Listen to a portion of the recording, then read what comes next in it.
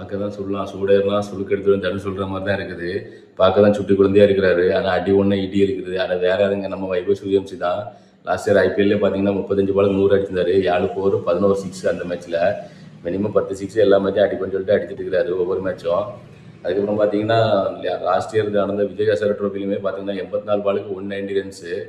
அதுலேயும் பார்த்தீங்கன்னா 16 4 15 6 மினிமம் 10 6 அடிக்கிறாரு. நடுவில் ஃபில்டர் நிற்கிறதுலாம் கண்ணுக்கு தெரியாது. ஒரு நேரம் ஆடியன்ஸுக்கு தான் அனுப்புறாரு அவ்வளோ பாளையம்.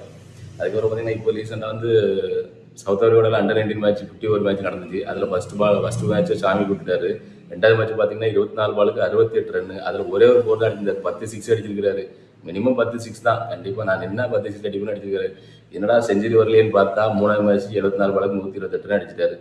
அதுலேயும் பார்த்தீங்கன்னா 9 4 10 6 அடித்தா 10 6 தான். ஆல்ரெடி அபிஷேக் சர்மாவும் ஜெய்ஸ்வாலும் ஒரு பக்கம் யங்ஸ்டர் நல்லாவே விளையாடிட்டு இருக்கிறாங்க மெயின் டீமில். அடுத்து இவர் வேற பிசிசி 14 வயசு தான் ஆகுது.